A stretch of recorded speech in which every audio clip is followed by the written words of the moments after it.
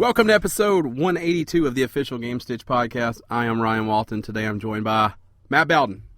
It's good to be here. It's a twosome. Thanks for having me. Gruesome twosome. The twosome. Gruesome twosome. Dan is on holiday. He's in the mountains. He deserves a break. I think they don't have the internet access up there. I understand. Couldn't grab an access point. Right. I thought you were going to say couldn't grab ass. He could grab ass all he wants. You know why? Because we're in America. By the way, happy birthday. Yeah.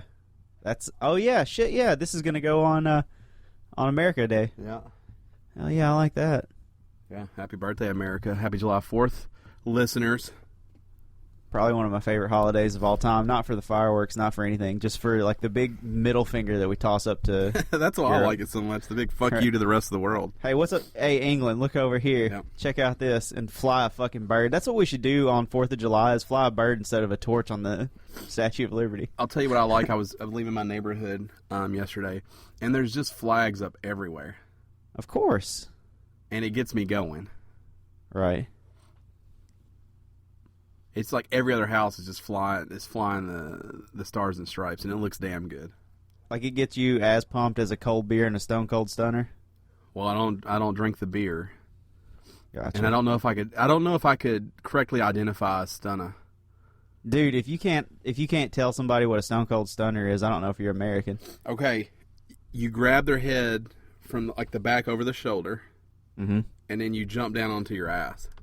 That's exactly what a stunner is. That's what I thought it was in my head. Yeah, you give them a little kick to the gonads first. Is that how you get them to bend over? Yeah. Okay. You kick them in what they call the solar plexus, which is the abs. And when they do that, then you pop that stunner on them, and then you drop a middle finger right on their nose. Now, what is the injury that the person is? Is it the head? It's the neck. On the because you're stretching it. Yeah. Well, So what a stunner is, it's a modified neck breaker. So normally in wrestling, a neck breaker, you do it the other way, right? You stand back to back. One person puts the neck of the other guy on his shoulder, and then you drop down your butt. And so the body keeps going, and the head stops, and it makes some impact on the neck. The stunner, you just do it the other way. It's an inverted neck breaker. So their body keeps going, and you get some impact to the neck. From the front side, so you get a little bit of that like knock in the air by hitting their windpipe with it. But that's really all it is. It's just an inverted neck breaker. It's a super cool ass move though, and it's probably the most American wrestling move also, right next to like the bionic elbow and the flying elbow drop. Stone Cold, people like him. Everybody likes Stone Cold. Stone Cold's fucking phenomenal. He's intense on that show he's got. The podcast? No, he's got like some sort of shit, like Skull Island or something. Skull fucking on CMT. I don't know. His podcast is intense too. Yeah, his podcast is fantastic. Because I guess Stone Cold is always kind of himself. After stunning Steve Austin and superstar Steve Austin and all that, when he became Stone Cold, like I guess there's as much of that man in the character as there ever is in, like that's kind of what makes all great wrestling characters great, is that they're probably a good 70-30 mix of like the actual person and then the character. Right. And so whenever he's out of character because he's talking about stuff that happens behind the scenes, but he's still like, somebody throw a beer over here, I'm going to slam one real quick, and I'm going to stun this stupid asshole. It's called Steve Austin's Broken Skull Challenge. That sounds stupid. It's on season 3. Sounds dumb. But good on him for making money. He's intense. Yeah. Speaking of wrestling, we went to the fairgrounds last night and watched some wrestling action, hardcore wrestling action. And here's something I learned about Nashville. The kind of wrestlers that Nashville likes are either badasses or rednecks or a combination of the two.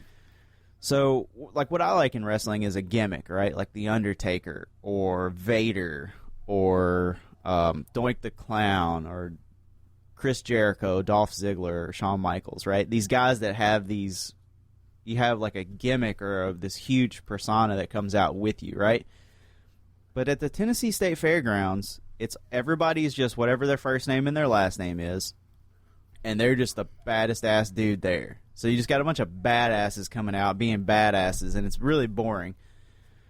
The surprise of the night, there was this guy that came out, and his gimmick is that he's a Mormon. So he's dressed like a door-to-door, like Church of Latter-day Saints peddling like dude, right? Uh-huh.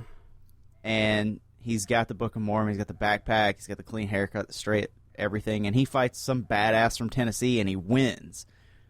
And he had probably the best crowd reaction there because he was the most unique. So, what was his name? Elder Martin, maybe? Elder Martin, like he was a church elder. Now, here, what if it's not a gimmick? We're like, what if that's actually him? Yeah, well, maybe that's what would make it great, right? Is it's that good 70-30 mix of like yourself plus your character. Like, what if that he is actually a Mormon? That is what he wears when he does go door to door. There's a good chance because he kept shouting like read the book, brother. Yeah. He would he'd hit the guy and be like, read the book, brother. It started as like you're like, oh, this is funny, and then you're like, maybe he's serious. Yeah, it was fantastic. So there was a little bit of there was some good chants going. It was like me and one other person chanting for him because there were only like 10 people there. Oh, so it was a small gathering. It was a very intimate gathering for the professional wrestling last night, but it was good. Now people call it small turned out intimate. Yeah, that's what I like to call it. That's what everyone calls it to make it sound better. Right, make it sound like it. Like when you're like a concert, it was a really intimate venue that they played at. That just means nobody showed up at the small place they were at. Right. Well, that just means that you want it to seem like that's how you intended for it to be the first time. So our podcasts are intimate. Oh yeah, we have very intimate podcasts. It's good. Yeah. So we did that, and then I don't know what else happened this week. That's it. I don't know what else to talk about except for that wrestling. It's the freshest thing on my mind. I'll tell you what I want to talk about. Okay. Rise of the Tomb Raider. Finally beat that game. Finally beat it. Nice. What did you think? I really liked it. So I went ahead. There's lots of because you come to these little base camps or little open areas, and in each one of those, there's lots of check boxes you got to do if you want 100% each area. Right. So I went back and did all of those, and I clocked in right at 21 hours. I beat the game in 16 hours. So if you don't want to go back and do all that, you don't have to. But I really feel like that game was worth it. I played it slow, very slow. As you know, it's getting ready to come out on PS4 probably later this year. Yeah. So I played it really slow, but I really enjoyed it. The game it is not at all, the comparisons to Uncharted. They're way, way, way different games. Yeah, yeah. Especially after Uncharted 4, it was so... Yeah, it's not fair to compare the two because they're not trying to do the same thing. Besides that they're both looking for treasure. Yeah, but that's where it ends. I'm looking for treasure, and I'm nothing like either one of them. Yeah. But they do their own thing. It is very repetitive because of the open world box checking. Yeah. But you don't have to do that stuff. Yeah. That's what I like to go cut down all the flags and kill the exotic animals and do all that. You don't have to. But there's something kind of special about rolling in a cave and a giant brown bear running after you. Right. It's just I don't know. That game does something right in a really different way. And the open world is not. I don't think it's overwhelming because they do it in little chunks. Yeah, it's like a pseudo open world. You don't really have each base camp is open world. Yeah, but it's very linear between the two.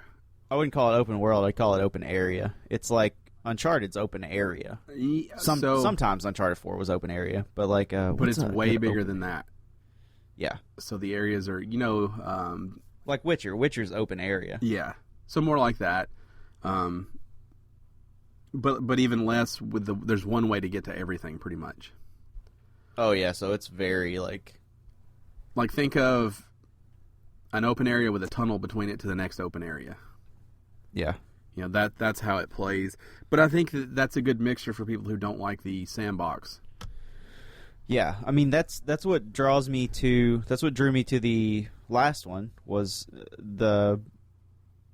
it had that open area to it also. So it wasn't large. It was it was like, hey, here's a little area to explore, and then you're going to get into some story. It's significantly larger than that when it comes to the open area. Yeah, but I don't think it's so. I don't think there's so much to do that you start to get frustrated. Like it's easy enough to progress that story if that's what you want to do. Yeah. Any point you click your stick in, it's like, hey, go here. That's the story marker. You don't have to mess with anything else. I'm excited to play it. I'll probably get it when it comes out because Tomb Raider is one of those. The remake that they put out was one of those games that I absolutely loved. But I hate sandbox games, so I'm terrified of anything being too big. You know what I mean? It's not. I don't think it is. I don't think it's too big, and even some of the areas themselves are very linear once you're in them. Yeah. There are some that are. There's 3 to 4 that are like really open. Yeah. But you don't have to any point you click your stick in, it shows you the next checkpoint to advance the story. Yeah. So you can just ignore everything that's around and go straight to that. And typically, you're always to the point where you can actually see where you're going. Yeah, that seems manageable. Yeah, but I like the other stuff. I mean, like I said, I squeezed an extra, 5 hours of gameplay out of that. 5 hours out, yeah. Yeah, that's nice. But you already had a substantial game. Also, 16 hours of gameplay is quite a bit. Yeah. But I'm slow too because I'm doing some of that stuff as I go. Yeah. I just went back and did the stuff I missed because you can fast travel between any areas once you find. It's probably I'd say a 12 to 14 hour game for me. Probably, yeah. And then if I were to go back and do all that, I'd probably hit around the same 20-hour mark. Yeah, if you didn't do any of that going, I don't know. Some things would have been easier had I come back to, I spent a lot of time trying to figure things out in the beginning because I didn't realize what I couldn't do yet.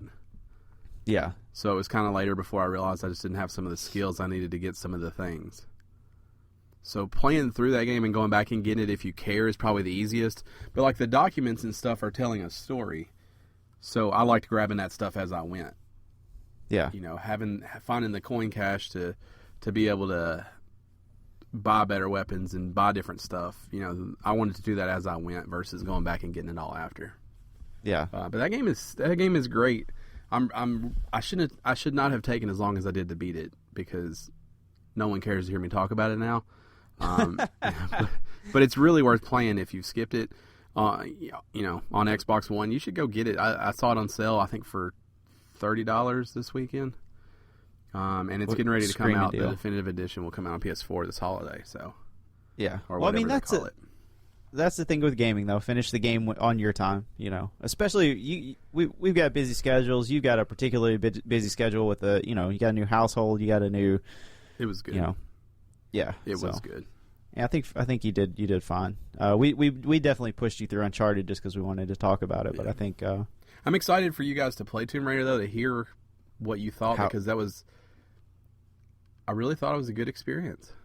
Yeah, I kind of hit a second wind with gaming this year. With the sale last week, I bought like $40 worth or $30 worth of games on sale last week, and I'm having a pretty good time gaming again. I bought The Escapist, which I've been wanting to get a hold of for a while, right. and big fan. Yeah, so here's one thing I noticed though while playing. I put several hours into it. I've got several days lined up. That game is. I found that as open-ended as I feel like the puzzle of getting out of a place is, there's always a easy way to do it that somebody's already figured out, and then there's the hard way, which is any other way that you can think to do something. Like the first prison, they give you a hint that like nothing ever happens at this prison, right? So the easy way to get out of it is to start a riot and put on a guard's uniform and walk out. But like if you wanted to tunnel, sure, go ahead and do it. Just know that that's the hard way to do that. But everything I did in that game was the hard way. Yeah, but not on purpose. That's the fun of it. Yeah. Not on purpose. I played the first prison for probably like 6 hours, and then jump through like the next 2. Yeah. Really quickly, probably in like an hour. But that first prison, because I didn't want to, like you said, I didn't want to just put on a uniform and stroll out the front door. So I tried everything. Yeah. And I got caught doing everything. I got caught, going through fences. I got caught trying to tunnel under. I got caught trying to, go through walls. I got caught doing everything. Yeah. Going on the roof with a sniper. Yeah, that seems dangerous. He's a good shot, I'll tell you that. But yeah, that game is, and just collecting the stuff and making new stuff. Like I enjoyed that, like stealing and getting caught and whooping people's ass. And yeah, there's part of that game, like you really just need to go look and see how to make stuff also, which I thought was really weird. But see, I like that it didn't hold your hand. You have to try different combinations and. Yeah, you do. But then, okay, so sometimes in the game, like let's try and give a good example here. So sometimes what you might be trying to do is, hey, I'm going to dig through this wall, but I need to make sure that I've got a piece of the wall. But you don't even know if you can do that when you start playing. It's true. So you make an implement to tunnel through the wall, but then you don't know if you have anything to cover it up with just yet. So you're in that weird space of like, all right. But then once you get caught, doesn't it say, hey, you have to hide this? Yeah, it'll say you have to hide it by building this thing, but then it doesn't tell you how to build the thing. So then you spend I probably spent the first 22 in-game days trying to figure out how to make the brick for the wall, because I figured out how to make the papier-mâché vent real fast. Right. That was also the first thing I made to try to sneak around was the vent cover. Right, but then just figuring out like the little stuff that goes along with that, and then you realize like how fast a tool goes away, right? It reminds me of like an old school like NES game though. It doesn't hold your hand, doesn't teach you anything, because the idea is that you're going to have to play it over and over to get your money's worth out of it. Right. And that I kind of like about it, but I see what you're saying, because I spent a lot of time frustrated too, because I'm like, what the fuck do I do with a chocolate bar? Right. Like I know I can do something with it. What is it? Right. It's nothing. You can eat it. Right.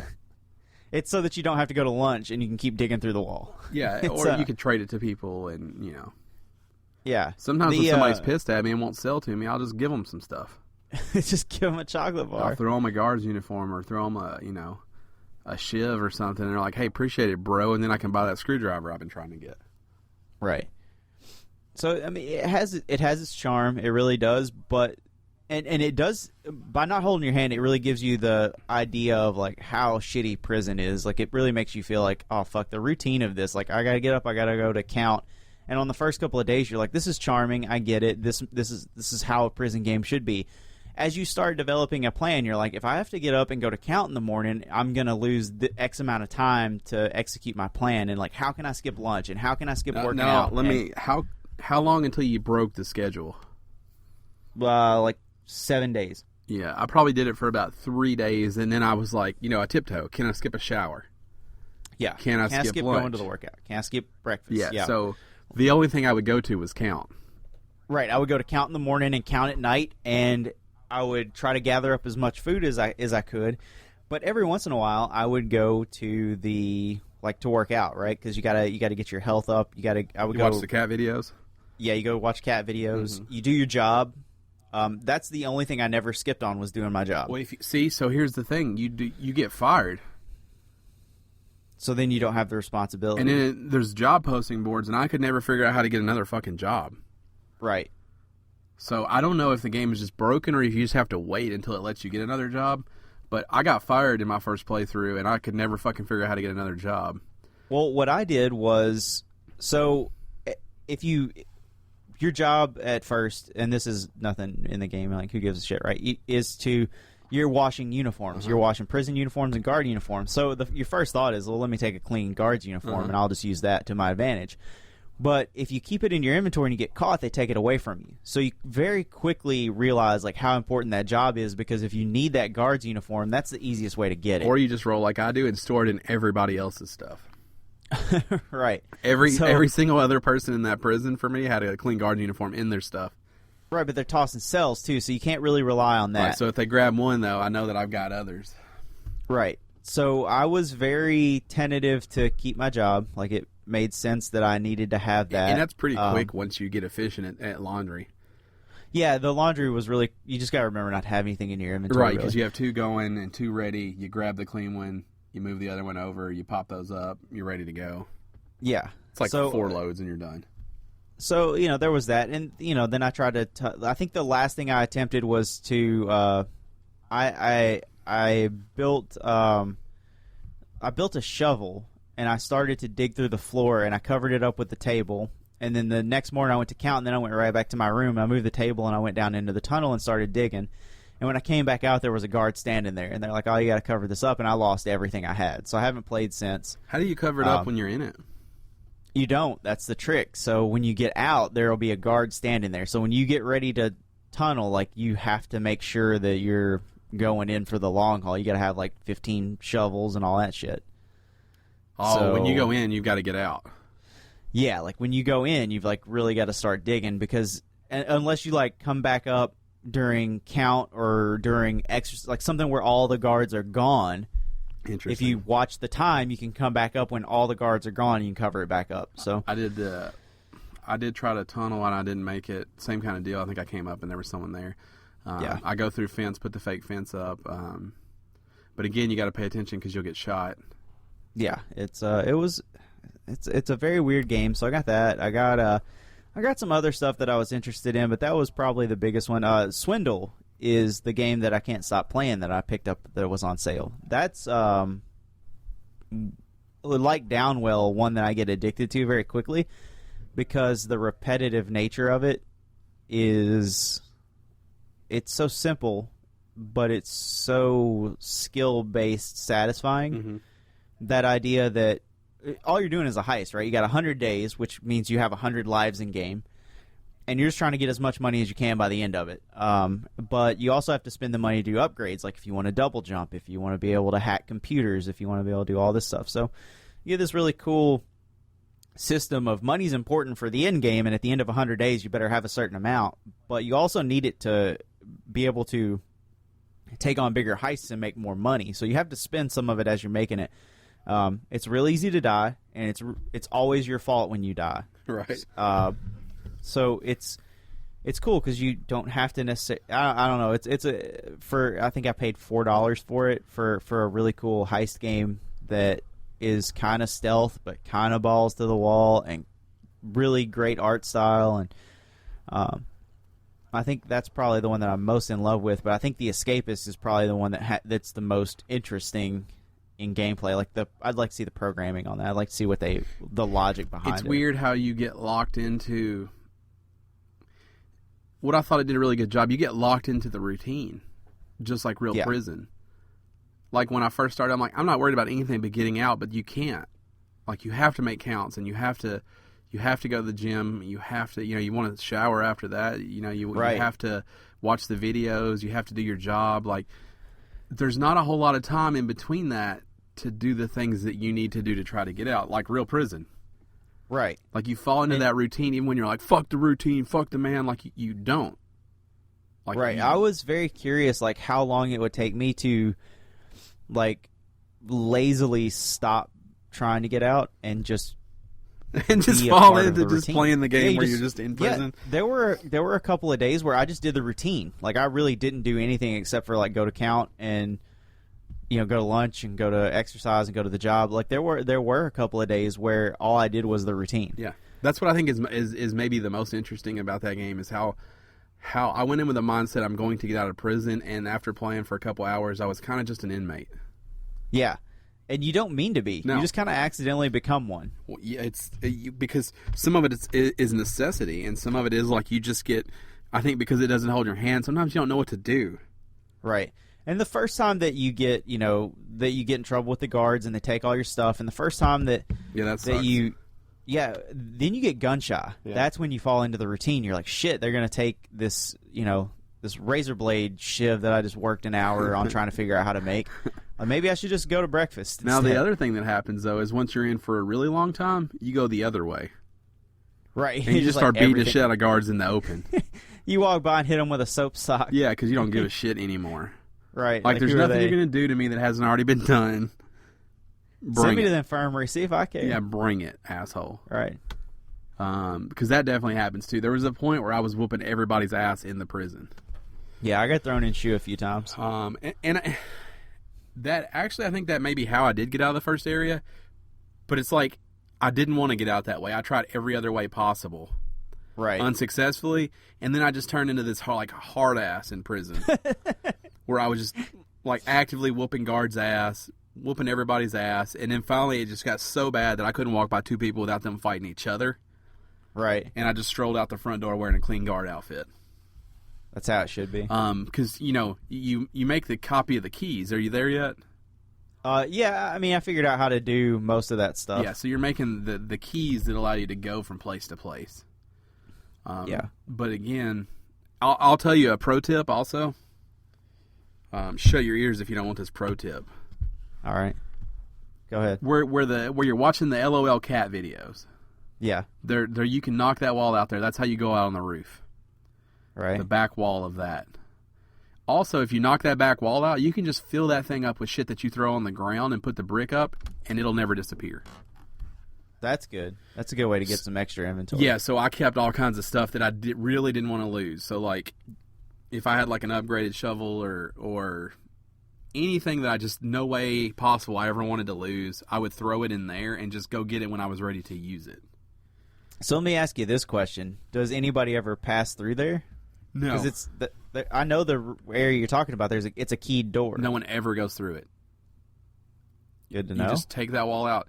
Also, the toilet at the bottom of the first map, you know what I'm talking about? Yeah.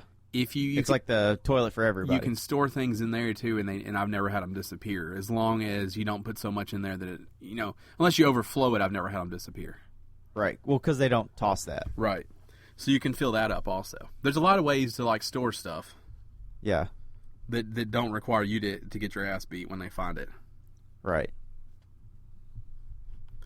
That game's fun. That's an interesting game. I think, I got it on sale. You got it on sale. I think that's a game that you buy when you find it a couple $1 off, but I think it's worth it. Yeah. There's a big sale going on right now, and I'm trying to figure out if there's any games, like the Fall is on sale, and I'm trying to figure out if I want to grab that for a good swapper style story. That was, It's good to see you getting back into games. Yeah, it's not the way that I thought I was going to get back into games, but I definitely am. I'm still...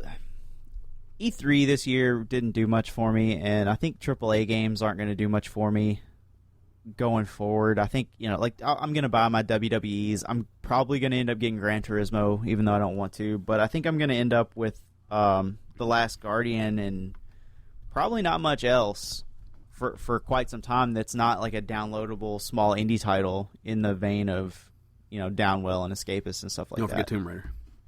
Yeah, I'll try Tomb Raider when it comes out. Yeah.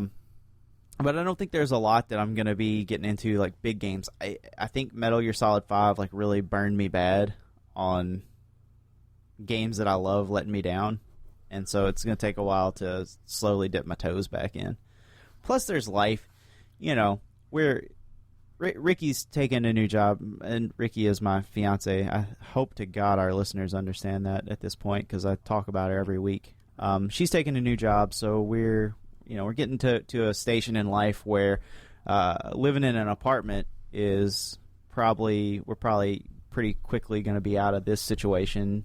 Not that this is bad. I have a room that's a recording studio. Like, we're in a nice apartment, but a house and a yard for our Greyhound, and we want kids, and so hopefully that's coming up. Extra gamers in the world. Right. Just make sure you keep a little time for video games. Keeps you sane. Yeah. It's just gonna have to be the stuff that I can play in spurts. Right. It's great multiplayer games, Downwell style things. It's gonna have to be that. So, yeah, life, man. Yep. Speaking of life, Nintendo's marketing executive is leaving the position, and it looks like that position is actually going to be dissolved once he's gone. Which is the most shocking part of this story. Yeah, because I get why he's leaving. Yes. Because you probably don't want to be the marketing guy for Nintendo. Right, because it's going downhill fast. Well, and just when you look at their marketing, I wouldn't say stellar job. Right, you don't want to be associated with that. You want to let Reggie take the hit. What is confusing, though, is that by all accounts, you have a new console launching in March. Right. If there is an exciting time to be at a at a place like Nintendo, it's right now. Right. If you're going to be the marketing exec for Nintendo, don't you want to be the marketing exec when there's a console launching? Right. Isn't that the time when they need a marketing executive and they're going to dissolve the position? So Nintendo is saying that his duties will be taken over by several other people. Reggie Fils-Aimé. Yeah. So whoever that is, whatever that means, it sounds like those things will be done. They just won't be done by someone who that they are paying probably a lot of money to. Right. Scott Moffitt, he was the executive vice president of sales and marketing for the last 5 years at Nintendo. He formerly held a marketing position at Pepsi, which obviously qualifies you to work at Nintendo. Right, another sinking ship. Yeah. I just think this is strange timing. It's strange to me that he's leaving now. It's strange to me that Nintendo's like, it's cool. So let me ask you this. Do you take this as a confident move by Nintendo saying, hey, the NX is going to sell itself, or, hey, the marketing campaign is done for the NX, we're just waiting to roll it out? I'm so confused about the NX. So for you, this might be a bad sign. It's not. So Nintendo came out and made a statement basically saying the reason the NX wasn't at E3 is because they're afraid of the copycats that are going to pop up after they announce. Right. What does that mean? Because one doesn't simply copy a PS4. Yeah, well, I think clearly what we're... So what is the NX that you're so worried that people will copycat? Yeah. I can't even fathom what that means for gaming, but I think clearly with dissolving the marketing executive position, I think that the marketing team is done with the marketing campaign for NX. And that could be. He's staying through July, so yeah, he could be wrapping everything up at this point. Right. I feel like Nintendo confidently understands what they have on their hands. They know how they're going to push it out to the general public, and I think that the reason he's leaving is because his job is completed. His contract is up. He's done with making sure that the NX is going to sell. I just don't know. I don't know when they say, because to me these two stories kind of go hand in hand. But to say that you're worried about people copying, are you talking about the other console makers? Or are you talking about stuff in China on the black market that pops up? Yeah. Like, what are you talking about? Because obviously Sony copied Nintendo when it comes to the Move controllers. Is that what you're talking about? You're worried that Sony and Microsoft will implement whatever it is you're doing? Or are you worried that people like me and you are going to make something that does the same thing that their new product does? Right. Clearly it's not VR, which is where everybody else in the gaming industry is going, right? PC led the charge, and PlayStation, and Oculus was kind of the first out there, but then the Vive came out and was the first working thing that consumers could get their hands on, and now the PlayStation VR is going to come out, and then Oculus. That's where console gaming is going. Or that's where home entertainment game is going. That's the next big peripheral, and I would think that if Nintendo NX was going to come out ahead of and change gaming again, that they would have been the first to come out with that. And that appears to absolutely not be what they're working on. They made the statement that they are looking into VR now. So I think originally they said they weren't interested. Now they said they're looking into it. Right. So now they're already half a decade behind the ball. Right. So what is it that makes the NX so? It has to be some sort of hybrid. It has to be some sort of on the go, at the house, mobile. I don't know what it is, but it has to be something that works. What if it's not? I think that's the gimmick. I think the gimmick is that there is no DS going forward. There is just the one thing. But what if the gimmick isn't what we think? What if Nintendo finally got their heads out of their asses and it's not a gimmick, and what the NX is a console that plays video games at the best possible resolution and frame rate, and it doesn't do anything else. It doesn't do movies, Blu-rays, Netflix, fuck all that. It makes games amazing to play again. It's a controller with, 8 buttons or 9 buttons, whatever they need. It's got 2 shoulder buttons, 4 face buttons like old Super Nintendo controller, and 2 joysticks on it. Like it's a traditional. What if it's a traditional gaming console for games, and they're scared that when they say that they're scared people will copy them, is that they're scared that people will go, oh shit, maybe it's about gaming. So like, what if the only reason that would be great, but I don't see that happening because I don't think they need the best possible looking graphics and the highest frame rate. I don't think Nintendo needs that. They haven't relied on being more powerful in a very long time. Right, but what if that's their gimmick now? Like, what if their gimmick is, hey, we're going to come out here and show everybody up, but we're also going to have these great games that people have.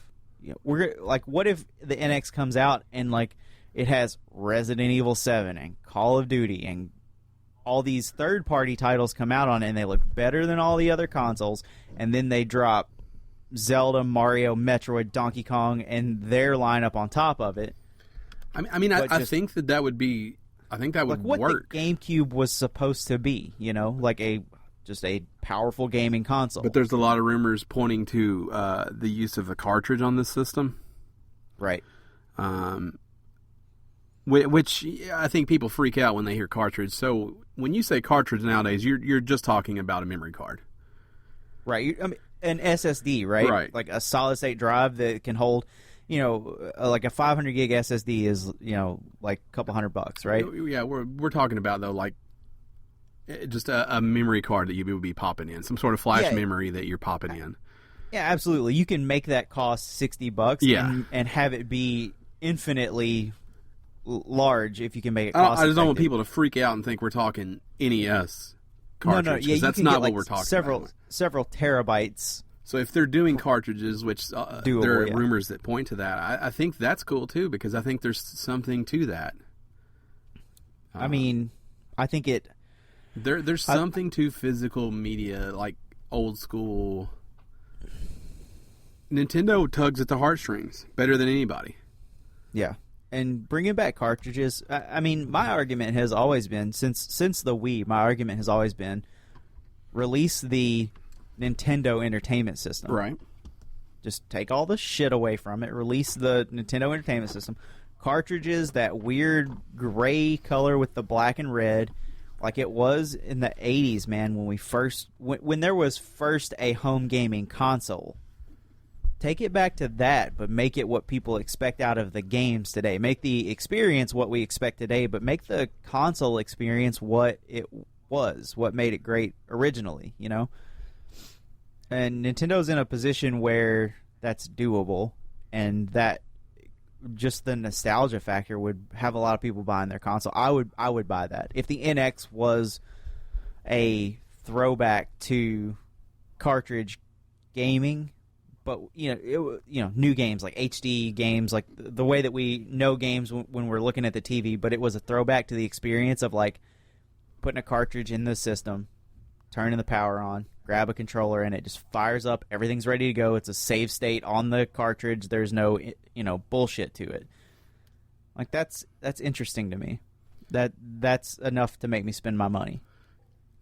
Yeah, I don't know. I still think that there's a likely scenario where it is a handheld type device. I think you're probably closer to the truth. You can come home and plug into a dock that changes that into something different. Yeah, take away all the bullshit like hopes and dreams. What do I really expect the NX to be?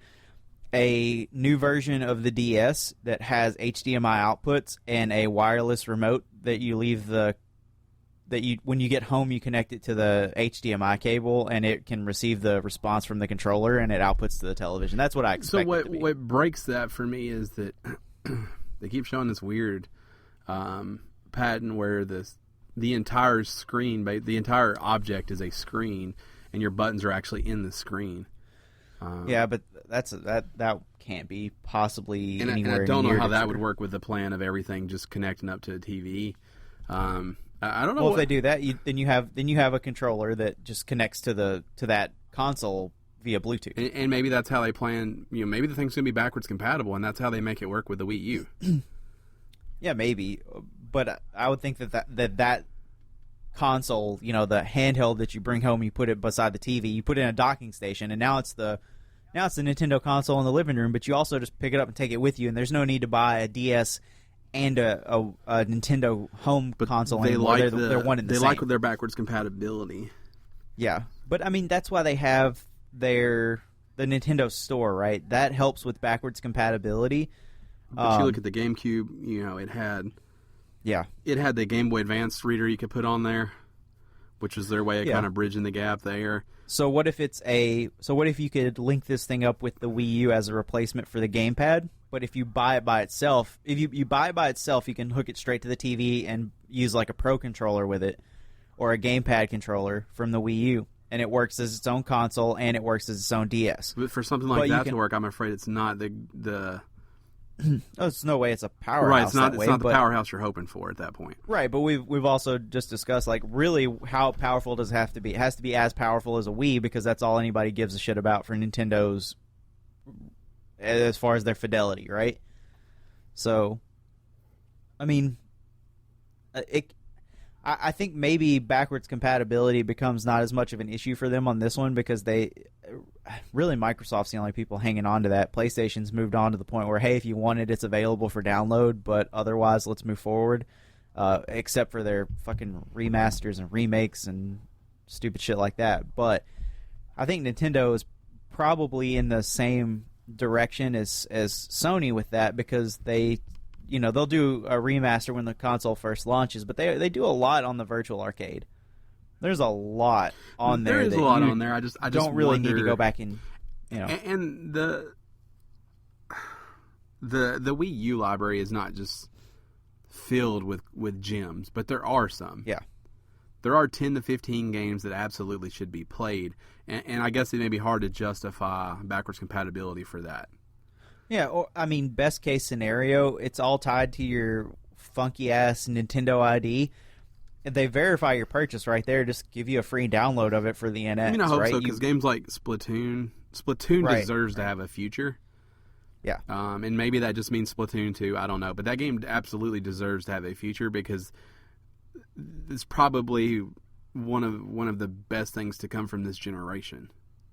Yeah. For Nintendo. No, just in general. Like, that game is truly innovative in a way that Xbox and PS4 aren't doing right now.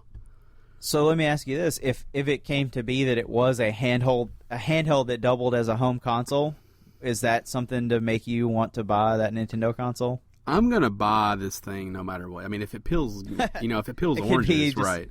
A purple dildo that plugs into the side of the TV you're in. That you shove up your ass because Nintendo's fucking you again. Right. If it's that, I'm still going to buy it. Gotcha. That does not make me want to buy it more, though.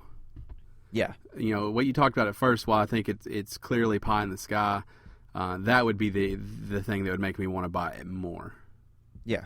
But I think realistically, this is some sort of thing that you can take on the go, whether it has limited features or if it's just something completely different. I don't know. Maybe it's a piece that pops out of the top that then plays DS games, but it is a completely different console when it's at home. And some of these mobile games that are coming out, like your Animal Crossing and your Fire Emblem that's coming out, your Mitomos, these things all work on that console, right? Because it is connected to this one Nintendo network that they're trying to accomplish. I don't know what it is. I don't know what it's going to take for this thing to play games that are built for mobile and also play home console games that can compete with the PS4 and an Xbox One. Yeah, I don't see it ever. I don't know what kind of Frankenstein machine this thing has to be to do that. Yeah, but I think if they can make if they can make what people thought the Wii U was, which was the gamepad is a mobile console plus home system. The idea wasn't bad. It was the tech. Yeah. That Fisher-Price tablet that they gave you. Yeah, but I mean, feel good. People buy Nintendo consoles for their little kids. It's got to be durable. They can't make it. It doesn't. You can't give a DualShock 4 to a little kid. It's gonna break. It doesn't feel good. It feels cheap in your hand. The screen feels bad when you touch it. The system is just a longer Wii. Yeah. If you just added 4 inches to a Wii, you got a Wii U. Yeah. Well, there's a little bit of a change under the hood, but nothing. No, I'm talking about the look. On a shelf, it's just a long Wii. Well, that's what was confusing about it at launch was people like, oh, so it's just this tablet. Would people have been assholes the same way if this was Nintendo's Neo?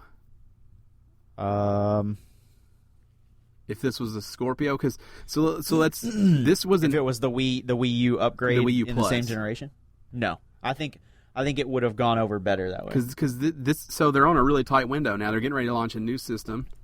So virtually Right. what they did was what the other two companies are doing right now. Yeah, But yet everyone lost their fucking mind because of how they presented it. Because they presented it as a new system, not an upgrade to an original. If they would have just said, "Hey, we have a new Wii." well, and I mean that's what a Wii U is, right? Look, if you want to see what Scorpio and Neo and the Xbox One Slim are going to do, look at the difference between I the think Wii and the Wii if they U. said, "Hey, you can buy this controller, Right. or you can buy this new Wii that has this new controller." Right, it's got an upgraded GPU and it's got a new controller if you want it. Yeah, then I think people aren't so negative. I think people aren't so hard because you didn't have to get it. Right. But So I mean, maybe Nintendo really kind of led the way for what Microsoft and PlayStation it are went doing so right poorly. now. Oh yeah. Microsoft and Sony learned from Nintendo's mistakes for sure. Like if you're not bringing a whole new thing that is going to change something, then you don't. Then no bother. Then you make it as an upgrade or as a hardcore, for the hardcore of the hardcore. You don't make this system and say this is what's going to replace the Wii because it's not enough of an upgrade. Yeah. It looks better. It plays better. It has better games, I would say. It has less shovelware. Yeah. But is it a new system? Not really. I was so excited to get mine, and then you get it, and you're like, okay, it's fun, because Nintendo understands fun better than anybody. But my Wii was fun. Yeah. Well, I mean, the price point told me everything with the Wii U. It came out, and it was not the quote-unquote new console price. Right. It was... That's what I hate for them, because they understand fun on a level that Microsoft and Sony don't combine. Yeah. Like someone at Nintendo or lots of people are able to play a game and be like, is this fun? What does it need to be fun? Even their stuff that sucks still is fun. And I think there's a lot of experiences you play. I buy games I want on PS4 and I get them and I'm like, damn, this isn't fun. Yeah. And that's why I don't finish a lot of games. If I get to the point where I'm having to make myself play it, I don't want to do it anymore. Yeah. Like, to me, gaming is something that is supposed to be enjoyable, and at the point where you have to start making yourself, you probably shouldn't play that game. Yeah. But, I still play my Wii U now, but I would say it's few and far between the people who are playing. But Mario Maker is fucking incredible. Splatoon is great. I'm still playing through Yoshi's Epic Yarn. Like, there are really good experiences on there. Pikmin was fucking awesome. It's just, it was an upgrade, not a new system at the end of the day. So, Scorpio and Neo, like I think that they have positioned themselves in a much better light by making it that announcement that, hey, this is just a more powerful one if you want it. Right. You don't have to go out and buy this, but if you want to, it's just like upgrading your graphics card. Yeah, if you want to run it on ultra settings, go ahead. If this is your thing, then great. If not, that's cool too, but we're not ready for the next thing. Right. But we do want to make it a little better. Like, we need to do something else, and we realize that. Right. We want to make sure that consoles are keeping up with what PC gamers are doing, right? We want to make sure that consoles look good in the same cycle that PC upgrades do, And that makes sense. So yeah, well, I don't know. I think this is interesting. We'd love to hear your feedback on this. What do you think Nintendo's doing? What do you think of this announcement? Hit us up, podcast@gamestitch.com, or hit us up on Twitter @game_stitch. For sure. Let's talk about some stuff people like. Free. Yeah, free stuff's always good stuff. I'm a big fan of that. Well, hold on. Let me tell you what it is first. All right, then. You may not feel the same. Okay. Free games, PlayStation Plus, July 2016. Mm-hmm. So for PS4, you're going to get Fury, F-U-R-I. You're going to get Saints Row, Gat Out of Hell.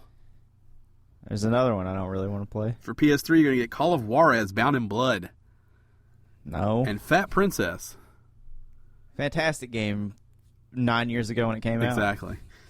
For Vita, you're going to get Orshika Tainted Bloodlines. and Prince of Persia Revelation. Nothing like a good tainted bloodline. Boy, they're having a tough time finding stuff for Vita. They're having a tough time finding stuff for Sony, it seems like. Last year was so cool. Last month they gave us NBA 2K16. Like, that's a huge title to give away for free. All right, well, if you feel like that's not enough, let me hit you with this. Great. PlayStation Plus Extra for Paragon. Are you excited now? No. PS Plus members get early access to Paragon before it hits open beta. Hell yeah. On August 16th. Paragon is obviously the new MOBA from Epic Games. You'll also receive a starter pack that includes 3 master challenges for the heroes, Gadget, Murdoch, and Rampage. Those are good names.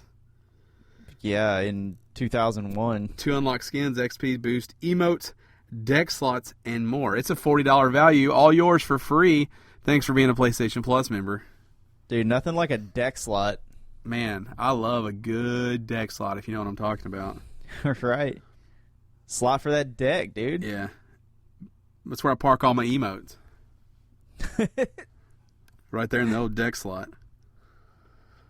I just get pumped every time I say deck slot. Yeah? Yeah. You want to talk about games with gold? I skipped this. You see how I did it out of order? There's nothing to talk about. I scrolled this is down. terrible. I scrolled down too far. I should have started with them. No, that's all right. The Let's talk flow's about all what fucked up Microsoft's now. got. Let's talk about what Microsoft's doing in July, because it's almost as bad. So they've got these stupid dates like they always do. So as you're listening to this, some of these are already available and some of them are coming up. So I'll go dates first in games. So for the entire month of July on Xbox One, Banner Saga 2 is going to be available. They're valuing that at $20. Starting on the 16th of July going through to mid-August for Xbox One, Tumblestone is available, which they're valuing at $20. This is an odd one. From July 1st to the 15th, if you're still playing anything on 360, Rainbow Six Vegas 2 is available. It was a decent game. It was a decent game, but it's also a decade old. Right.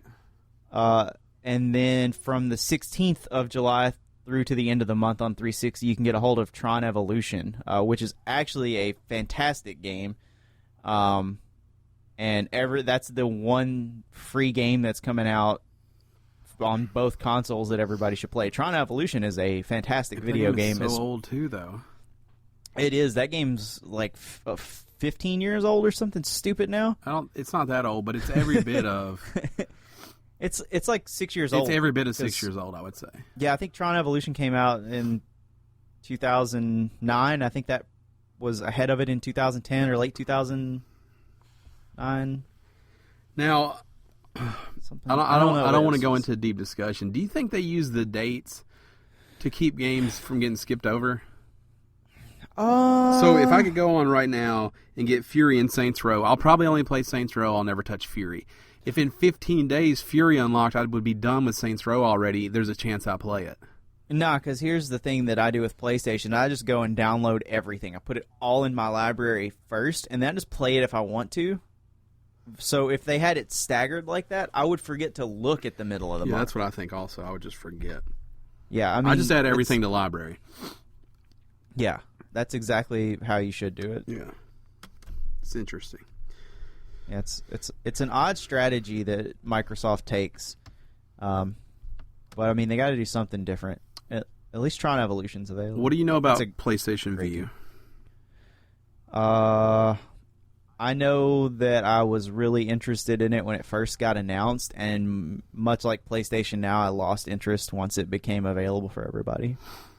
So I would say that's probably where most people. That's where I was like, hey, this is a neat idea. And then, like most things that Sony has really put money into lately, I just assumed it would go away. Right. Well, I think the staggered release of Cities, that's where it lost steam for me, because I really wanted to just explore it in its early days and see what was going on. And now it's just DirecTV, basically, through Sony, that you pay the same price for. So now it started as a la carte television programming, and now it's not even that. So I'm not interested. It is now. packages, but I do think it's cheaper Yeah, but packages isn't a la carte. I wanted Right. to buy just the channels that I wanted, and now you can't. You could at the beginning, but now you have to buy the ESPN package with Showtime package and the movie package. I just want to buy the 5 channels that I want. Well, it does appear that it, it had a slow rollout. I think it finally went nationwide in March. But it does appear to be doing okay. They're up to 100,000 subscribers, which this absolutely shocked me. And I know that's not a huge number, but it's way more than I would have ever thought were using this. Yeah. I mean, cord cutting is very common. Comcast likes to call me constantly and tell me how shitty of a customer I am because I don't use their TV service and because I don't subscribe to their business model. They really hate it. So I understand why cable companies hate it, and I get why it's successful because it's really nice to just buy the things that you need. Right? You don't go to the store to buy toilet paper and have to buy like 7 or 8 other things to be able to access the purchase of toilet paper, right? You just go buy toilet paper. So why can't television be the same way? Why do I have to buy a package of 15 channels if the only thing I want to watch is Nickelodeon so that I can watch Teenage Mutant Ninja Turtles? Right. So I get it, and Sony's on the right track, but what they had that was magical at the beginning that only certain cities could get has gone away. And so my interest level has gone away with that. So their cheapest package is $30. A source spoke to Bloomberg actually said that they're closer to 120,000 subscribers. But either way, I think this is a huge success for them. Yeah. Because I think they had a lot of build-up, and then I kind of think they did leave it out to die. So now that it's catching on, I think that you may see this start to... They just signed a deal to be on Roku now. Mm-hmm. Their Android stuff, I think, just started the end of last week or the end of the week you're listening to this. So, I mean, they're starting to get everywhere and give you different ways to watch this stuff. You know, the idea that now that you can watch that TV while you're at work. Yeah. That may mean something for a lot of people. It's obviously not available on Xbox One. They have Sling TV over there. Now, in comparison, Sling has about 700,000 subscribers, but it's been around for years. And it's not, it didn't start on Xbox One. Yeah, but Sling TV was a great service. Sling TV is closer to what you're talking about. Yeah. It's $20 for the base package, and then it's about $5 to add chunks of channels after that. Yeah, but still, I don't want to... Chunks of channels is still the problem. Right, when I say chunks of channels, it's the 4 and 5 channels. You're talking like $1 each per channel, but you can't just add the one. Yeah. Again, so... Can't just buy USA because I want to watch wrestling. Right. Got to buy... it's a very small piece of the pie when you look at your big cable providers. But I think it's interesting that this is catching steam because this may be another way for Sony to make money, which in turn, anything that builds the PlayStation brand is going to make a better experience for gamers because it's not Sony View, it's PlayStation View. Right. I'll tell you what I'm very excited, or what I would be interested to see in all of this is the numbers that show what cable companies do when you subscribe to something like this, like how much throttling of your bandwidth happens.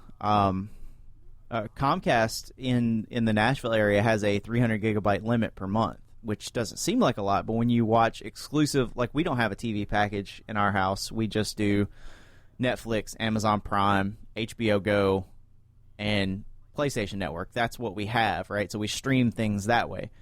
So just about every month we get a notice from Comcast that says that they're going to start charging us such and such per gigabyte over 300. They never do, but there's always this idle threat of like, hey, we know that you're cord cutting. We know that you're watching TV other ways, and we would like to scare you into doing this. So I would like to see what the numbers for Comcast, Charter, Time Warner Cable, those kind of places are of like their normal subscribers versus people who exclusively do a la carte, in quotes, TV programming, and what the effect is on their business model. So I mean, this definitely gets out of gaming. It definitely gets more into business and stuff like that. But I'd be interested to see that. I'd be very interested to see what those numbers look like for those companies. Right. How is this cool change in the world actually affecting these businesses that have been around for a while? Is it benefiting them and they're trying to act like it's not? Is it making more people subscribe to said cable service because now they don't have to get, the $200 package. They don't have to buy the premium blah blah bullshit. They can just buy what they want, or is it actually a detriment to their business model? Is that boring? Probably No. is. It's probably just not something I should speculate on. Well, yeah, I understand the position you're in. Yeah, full disclosure, I work for a cable provider.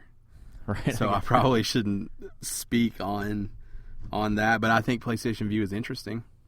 I think Sling is interesting. I think the idea of your game console being the one thing you potentially need out in your living room is interesting. Yeah. So I think 120,000, 100,000, if we're talking nationwide since March, is pretty impressive. I think it's schools, apartment complexes, places where they tell you can't have any other option than the provider that's there. Right. I think it's interesting for those places. So I don't know. This is something I want to try to, I'm going to try to keep my eyes out for news and see if this is a trend that continues or if it has peaked and on its way back down. Xbox Play Anywhere, a feature that was front and center at E3 this year. Every game they talked about was a Play Anywhere game. It looks like the first one is going to launch in September 13th, and it's going to be ReCore. So that is going to be the first game that you can play on Windows 10, as well as, or on your Windows Store, or whatever the hell they call it. Windows 10 is aggressive, too. It told me this morning, it said, you need to update your Windows 10, and I said, later, and it said, whoa, we've already started updating. Are you sure you don't want to? Well, first off, I didn't even fucking tell you could. So I said, yes, I want to stop that, because I didn't tell you could. And he goes, are you sure you want to stop this? And then I said, yes, and it said, failure to do this update leaves your computer potentially at risk. Yeah. And I'm like, God damn it. Yeah, they've gotten into some trouble. I think they just paid out $10,000. Some $10,000 lawsuit to a lady, money. yeah, because they upgraded her system without her saying okay, and it fucked everything up. Yeah. Microsoft admitted no wrongdoing, but however, they paid out to avoid a long, lengthy legal trial. Great. It means they did wrong. Right, it means that they fucked up. Yeah, before I started the podcast, it was like, would you like to install? And I'm like, no. And it's like, whoa, but we're already installing. I was like, really? That's cool. Yeah. I'm one of the few people that wanted Windows 10, so I upgraded the day that it was. I upgraded it. It's an update that it wants me to do. Oh, yeah. But it popped before the podcast, and I didn't have time to do it. Just let them do it. Well, I don't want to do it during. I don't want to get any slowdown, so I'll do it after it completes. But it was like not having that. Right. Because it's like, really? Because we kind of want you to do it right now. Right. So Microsoft's taking this very John Deere approach of like, hey, we understand that you paid for your PC, but it still belongs to us, and we're still in control of it. But if there's one bolt in there that doesn't have a deer on the top, then you voided all warranties. Right. Just be aware it doesn't actually belong to you. And never bring that garbage to a dealership again. Right. You taint it. So this Play Anywhere, is this the future? I don't know. I don't like mobile gaming or anything of the sort. So Play Anywhere, I think, is misleading. It really just means you can play on your PC or your Xbox One. Right. The idea of buying one game and having multiple things, sure, that's fine. I don't think it's the future of anything because, I don't know, just... Let me tell you who else doesn't think it's the future. Sony. But the idea of like, oh, I've got this, well, I guess... No, I'm into it, yeah. As I speak about how I don't like it, I actually do like it. Like the idea that you could go buy Forza 6 on Xbox One and also get the PC version? Yeah, if there is a PC version. No, there is. There is for everything coming. Yeah, I do like that. So that's the thing. Like, all those games are a play. Like, everything that they announced, I think, at E3, everything they announced at its first party is a Play Anywhere title. My misconception was that it was like a license exchange. Like if you had it on Xbox One and you wanted to put it on PC, you could, but that took it off of your Xbox One and put it on your PC. I don't think if you wanted to play it at your friend's house, you could. The license became transferable, Not that one license allowed you to play it on everything you own, which is way more appealing. Yeah, I believe that's how it works. So Forza Horizon 3, Gears of War 4, Halo Wars 2, like these are all things that are going to support it. Yeah, I'm into that. Sony, however, they issued a statement. I think it was Andy House. I don't have that here. I'm pretty sure it was Andy House. He said, I always hesitate to be drawn into discussion of someone else's strategy. Yeah, that was Andrew House. I'm more than happy to talk about our own strategy. Yes, there was a big emphasis from the folks at Microsoft on Xbox and PC crossplay. It remains to be seen whether or not there's large consumer demand for this. So basically, Sony doesn't have the ability to do this. Or they do and they just don't want to speak about it right now. How would it work? Well, I mean... So the shitty part of what Microsoft is doing is everything goes to the Windows Store, not to your Steam library. Well, I mean, that would be Sony's strategy, right? They did it with Portal. Right. Now, if Sony could come out and say, everything that is available on Steam, you will get a key for it when you buy the PS4 version. Right, or like you buy a PS4 game, if it's available on Steam, you also get a Steam key.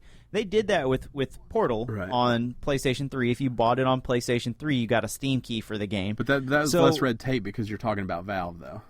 Yeah, exactly. But to me, that's the end that Sony has. Is like they've partnered with Valve to make that happen already. So maybe they strike up a deal and say, hey, Microsoft's doing this over here and making it proprietary to their thing. Sony would like to pair with Steam. If there is a game available on a Sony console, we would like to make it so that a Steam key is also That would included. be a big middle finger up in the air. It would be a huge middle finger sent out California way. Yeah. Redwood, Washington, I think. Yeah, Redmond, Washington. Yeah. I got that wood on the mind, you know what I'm talking about? But, South Park, California way, so... Yeah, I mean, I think that's Sony's only strategy. I think this is fine for Microsoft, but the idea that like you're buying something from Microsoft and they're allowing you to play it on all the Microsoft platforms, that's should be included anyway. All right, let's move on to the next story. Okay. You want to get it? What is the next story? Is it BioShock? Yeah, I knew you're going to appreciate this one. Yeah, I don't like this, so I'm going to make this real quick. The remastered BioShock collection is coming September 13th, 2016 for the two big boys and PC, and nobody gives a shit. It looks like a bunch of fans have asked for it, and Blind Squirrel Games is doing the remaster. Yeah, they're using a what do they call that? It's the porthouse. Yeah. So Blind Squirrel Games is going to be doing the remaster. You're getting BioShock 2, and BioShock Infinite. BioShock 2 will not include multiplayer. Yeah, this is stupid. If you're on PC, these are remastered, but it's important for you to remember, if you're on PC, BioShock Infinite will not look any different. Yeah, it's just going to be the game because their statement was it looked pretty damn good to begin with. Yeah, this is fucking $59.99. It also includes all new director's commentary for all three games. So, yeah. Stupid. Our last story, the most tragic of this entire podcast. It's not more tragic than re-releasing three games, one of which is less than 5 years old. It's way more tragic. It looks like the servers are being shut down for some Little Big Planet games, mostly in Japan, but it's still sad. So, Sony Interactive Entertainment Japan Asia announced it was shutting down the franchise online servers starting July 31st. The affected games are Little Big Planet on PS3 and PSP, Little Big Planet 2 on PS3, Little Big Planet 3 on PS4 and PS3, Little Big Planet Karting on PS3, and Little Big Planet on Vita. So if you're in Japan and you play anything that remotely says Little Big Planet online, just know that you only have until July 31st. My assumption is you're not playing it, which is why this is happening. Right. I don't think anybody's still playing Little Big Planet. The problem is the online levels will go away. So those gems that you played and loved, you need to go download those now. If you're in the U.S. and you just wipe the sweat off your brow because you dodged a bullet here, you should know that Little Big Planet Karting is going away August 31st. I like the Little Big Planet Karting. That was fine. I raced Miss Donna at it one time. That was about it. So Miss Donna is our local Sony rep. Let me tell you what I think they did right. So Little Big Planet Racing or karting, were the guys that made Mod Nation. Right. They went to United Front Games and they said, make us a kart racer because, by God, you've made a good one. Right. They skinned it with Little Big Planet, and it lost its fucking charm. Yeah, not as Somehow, good. Little Big Planet may be the most charming PlayStation franchise that exists. Did not work when they tried to just lay it on top of another game. Yeah, I get that. It doesn't work great in Minecraft as a skin pack. So. Now, what it might have done was fucking destroy Mod Nation Racers for me. I may never get another because when they thought we got something that's successful, let's tie it with something else that's successful, and it didn't do well, they may have ruined both things for me. Right. I need a PS4 Mod Nation more than you can imagine. I would be excited for that now, as long as it's not a remaster. As long as it's but they could rebuild that game. Oh yeah, they could reimagine that game, and I'd be totally down with it. The problem is that United Front is working on Sleeping Dogs 2, which is fine. Sleeping Dogs was a little sleeper hit. Sleeping Dogs was a good game, a game that I think isn't sleeping anymore. If you know what I'm saying. One of the few open world games that I've enjoyed in the past. Clearly, it's because you could jump car to car. Yeah, the jumping car to car was badass. Plus, I got that grapple hook from Just Cause 2. Yep. And there was cockfighting. Yeah, the cockfighting was interesting. Knife fighting. The combat system was great. The hand-to-hand combat. And riding wheelies around Tokyo. Like Yakuza style, storytelling. Yeah, it needed a little bit more Fast and the Furious. It needed multiplayer. But it kind of was a little Fast and the Furious. Yeah, it needed a little bit more. Like an undercover cop. Maybe your name's Brian. Maybe it's not. Right.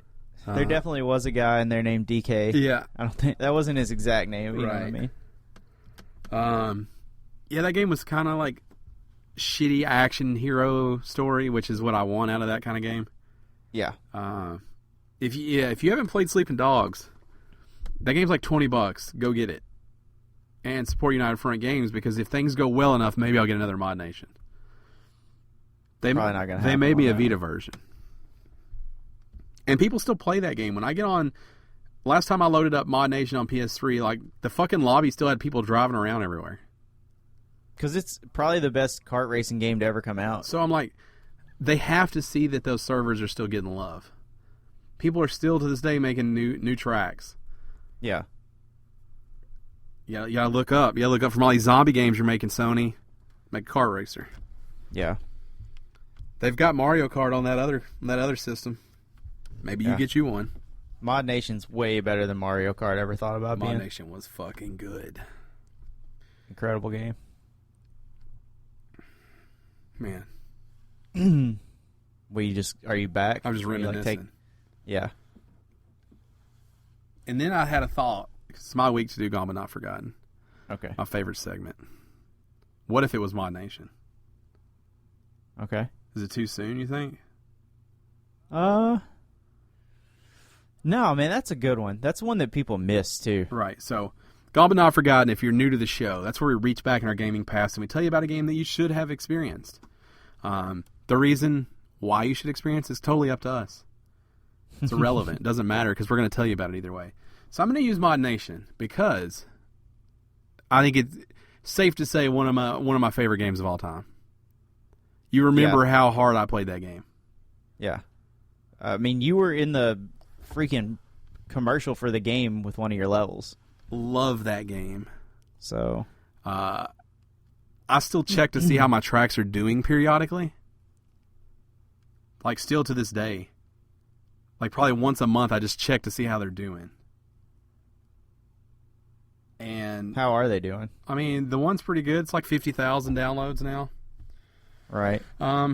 It's still in the top still in the top 10.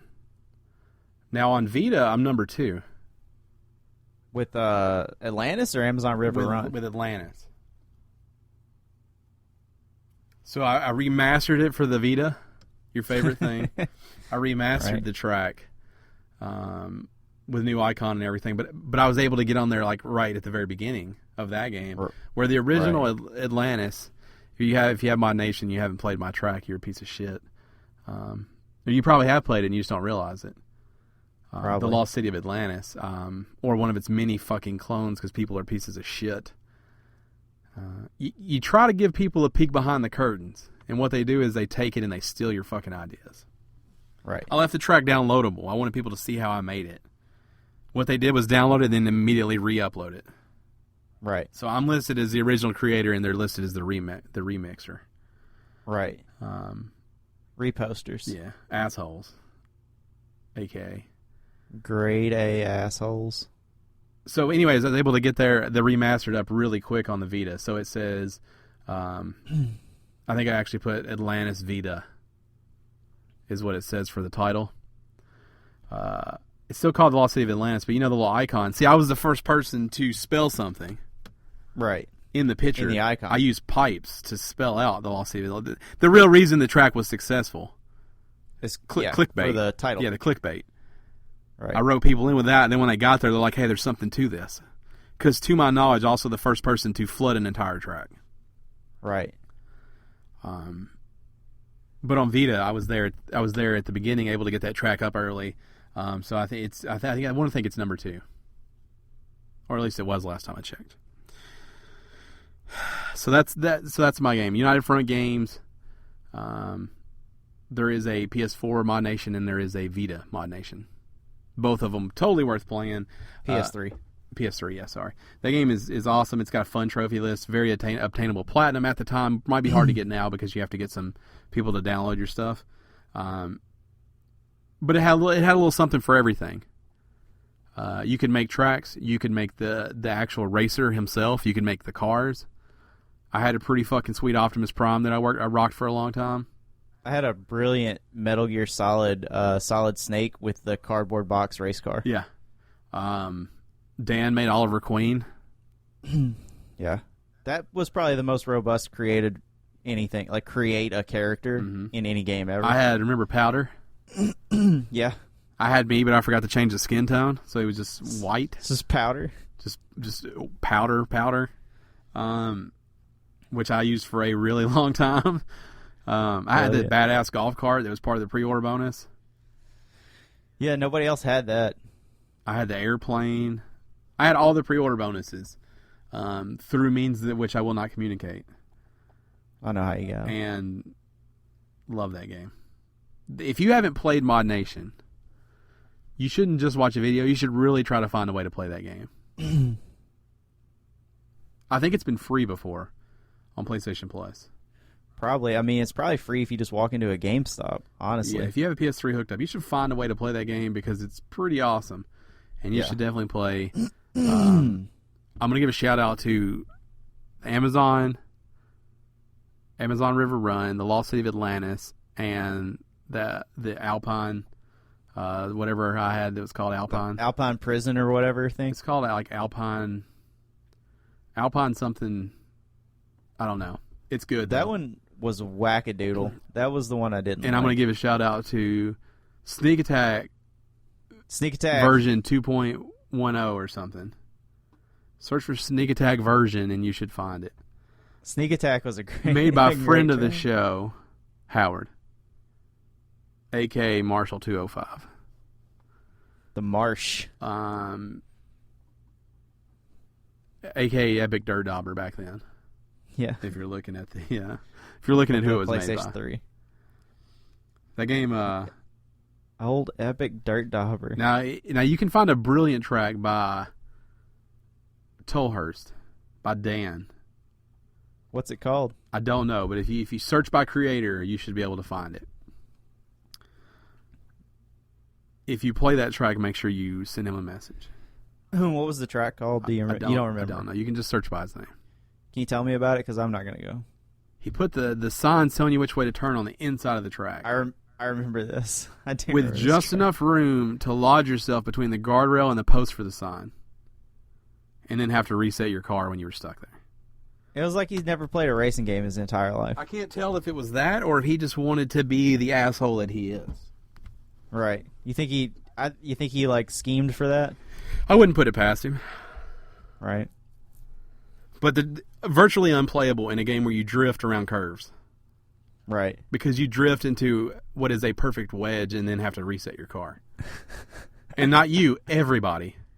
Right, because everybody's misunderstanding how the track layout is.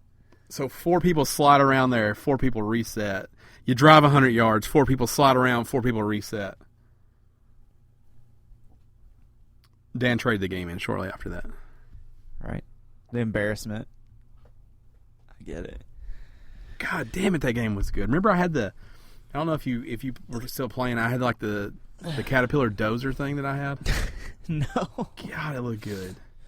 I lost my taste for that game because what I wanted to do was morphing tracks. I want lap 1 was one track, right. And then when you hit the lap marker or like somewhere through the middle of the track, the track rerouted itself and became something different. Like walls go up, and we schemed on some ways to do that, but I don't think we never could come up with anything. We never found anything solid. Yeah, I always wanted to do that so that it was just a 3-lap track that each lap was different, and so there was no like predicting the turns. Nobody could be great by just running the first lap and remembering it. Right. We played the shit out of that game. Yeah. That was my Rocket League. On PS3. Yeah. Shout out to the Rocket League Championship Series, too, going on right now. Yeah. Been a big weekend, some upsets. If you haven't kept up with that, you should. The final is going to be in August. I expect all of our listeners to watch. I won't watch, so don't feel guilty. Also, the retail version of this game is coming out July 7th, I think is the date for that. If you haven't got into Rocket League, you pick up that game for $20. It includes all of the DLC that has come out at this point, and 4 new cars that won't be available till the 15th. Mm-hmm. So you should do that. The 4 new cars look fucking good too. I'm gonna pick that up. I'm sure you are. I'm gonna pick up 2 copies of that. One for PS4. Well, no, one for PS4 and one for Xbox One. Right. Because I haven't got the Xbox one yet, and it makes sense to get this one with all the DLC cheaper than I can buy all that for. Makes sense. But then I have to buy Xbox Live, which I was kind of holding off till somebody I knew bought an Xbox One. But I think Dan's close, so. I saw him for $200 the other day, but you got a shitty game with him.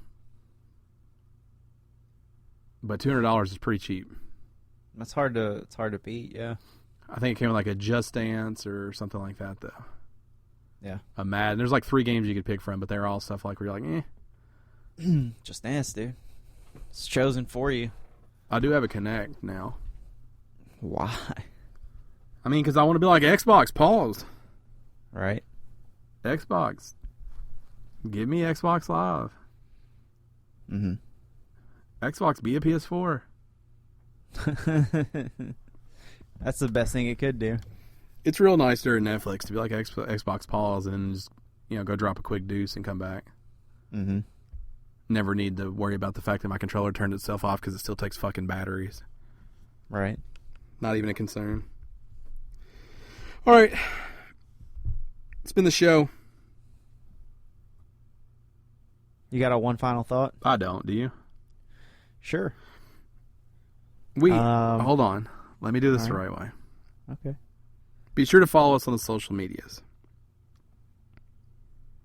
Together we are at Game_Stitch. I am at Podcast Ryan. Dan, who is on vacation, is at Tillhurst2002, and Matt is at Goddammit Matt. Yeah. If you're interested, you can see a gash on Matt's face. I'm not going to tell you any more about it. I have a huge scar-inducing scratch on the side of my face. But he has a laceration on his face, a contusion. Yeah. Yeah. Right in the beard, too. That if you go and follow at Goddammit Matt, you can see. Yeah. Yeah, you don't have to follow him, but you should while you're over there looking at the scratch. No, you have to follow me to see anything. My Twitter's on private. Okay, so you have to follow him to see it. While you're doing that, be sure to follow the rest of us. Now it's time for one final thing. Typically with Uncle Dan, this time it's going to be one final thing with Cousin Matt. Yeah. So last night at about 2 a.m., I awoke from my slumber because I had the You awoke from your slumber? Yeah, I was dead asleep. I woke up because I had what they call the bubble guts, which means I had to go sit on the toilet for a little while to poop. Yeah. While I was doing this, typically when I poop, I'm browsing like Reddit or just general internet things, or I'm on X videos, right? I got you. Right.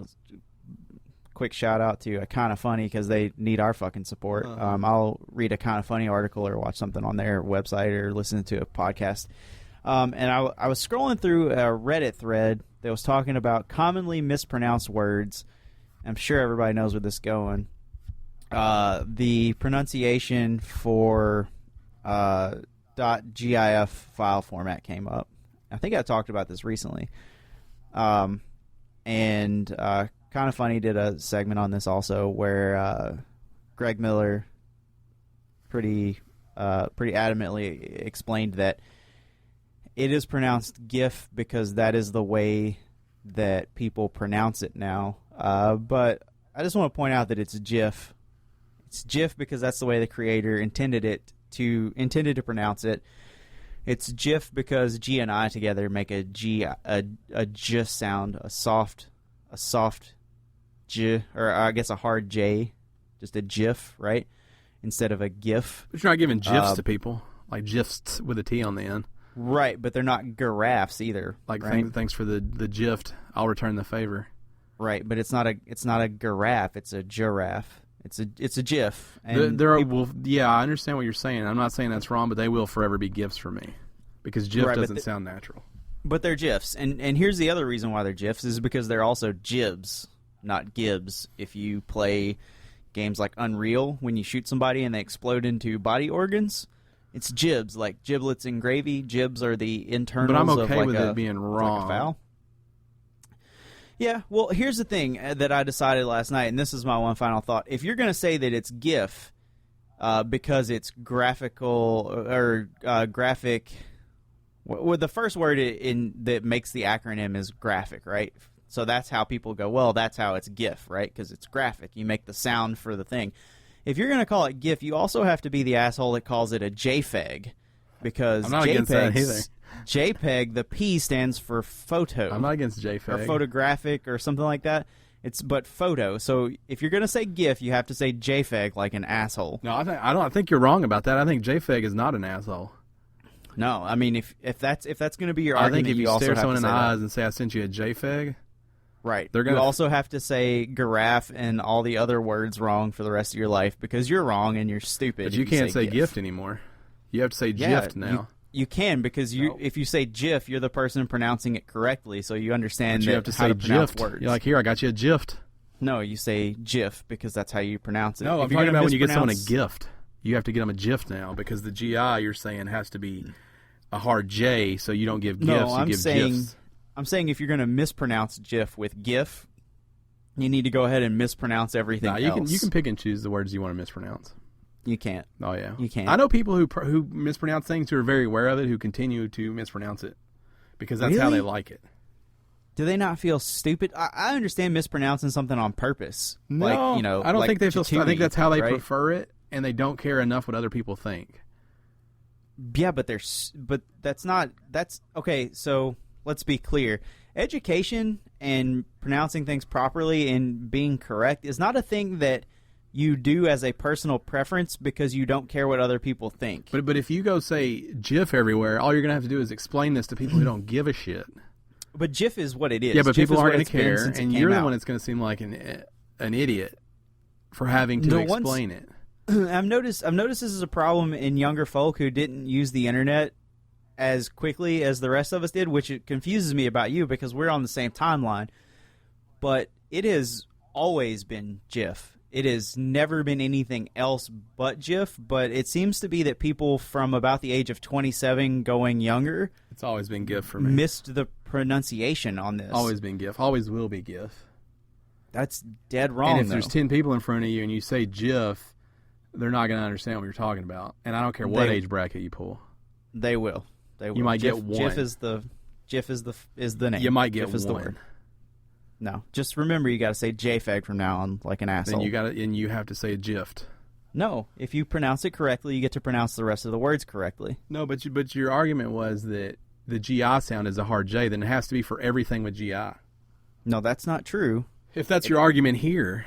If you bust open the dictionary, you told me GIF is explained to be pronounced But GIF you told me a GI is a hard J, then it has to be for everything. No, it has to be for that Then word. I don't have to mispronounce everything. I'm just going to do the one that is commonly accepted as correct.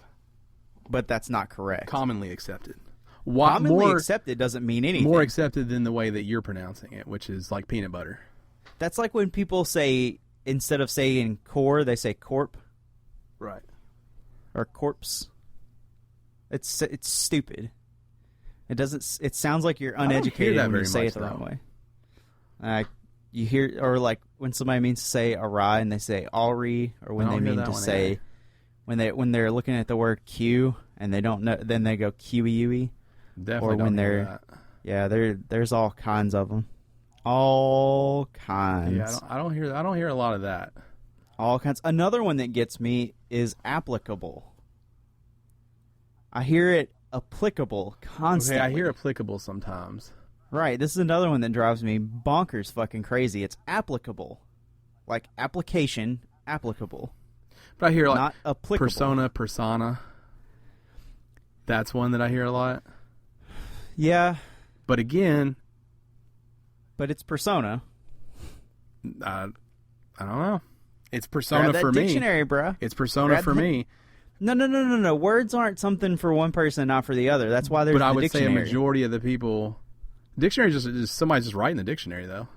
The dictionary is the academically agreed upon way to pronounce the word and define the word. That's not. There's the Oxford Dictionary and there's Webster's, and that's the only two that matter. 50 million online that people go to check and think, I'm good to go. Right, because Wikipedia is correct. Wikipedia is not, but there's a million online dictionaries that are pulling their information from God knows where. No, a million online dictionaries aren't correct either. I know, that's what I'm saying. They're pulling their info from God knows where. Okay, so but this goes saying that this you goes can back check to my the argument dictionary isn't that's not good enough either. Well, dictionary.com isn't quite the Oxford Dictionary, so check the Oxford. But that's what people are checking. Okay, well, check the real dictionary. When they're checking, because people don't know what is a real dictionary because kids grew up with the internet. I'd say kids nowadays haven't even fucking opened a dictionary. They don't know what it is. They've never held a dictionary.